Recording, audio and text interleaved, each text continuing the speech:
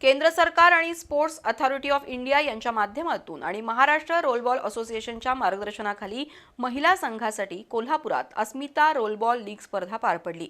शिवाजी विद्यापीठात झालेल्या स्पर्धेमध्ये 12 ते 17 वयोगटातील मुलींनी अतिशय उत्कृष्ट खेळाचं प्रदर्शन घडवत उपस्थितांची मनं जिंकली। विजेत्या महिला संघांना मान्यवरांच्या उपस्थितीत बक्षिसं देण्यात आली। रोलबॉल असोसिएशनच्या वतीनं महिला खेळाडूंसाठी कोल्हापुरात अस्मिता रोलबॉल लीग स्पर्धा घेण्यात आली।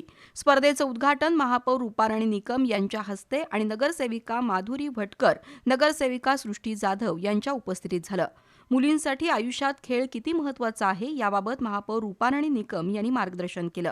यावेळी कोल्हापूरच्या राष्ट्रीय रोलबॉल खेळाडू सानिया शिंदे, अवनी महाडिक, धनलक्ष्मी शिंदे, अनुश्री चोडणकर, प्रणाली यादव, अनुश्री कोणे, तनिषा शेळके, समीक्षा सावंत यांचा उत्कृष्ट खेळाडू म्हणून सत्कार करण्यात आला।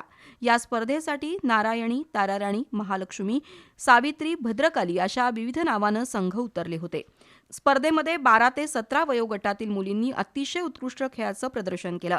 त्यामध्ये सातारच्या ताराराणी संघाची कर्णधार धनलक्ष्मी शिंदे हिच्या नेतृत्वाखाली संघानं प्रथम क्रमांक पटकावला।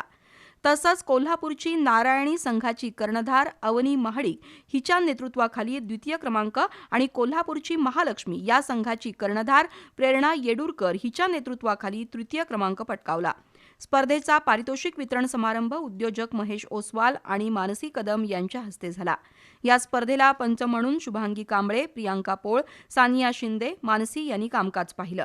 स्पर्धेला कोल्हापूर रोलबॉल विभाग प्रमुख पल्लवी शिंदे, आंतरराष्ट्रीय प्रशिक्षक अमित कुमार पाटील, डॉ. शरद बनसोडे यांनी काम पाहिलं।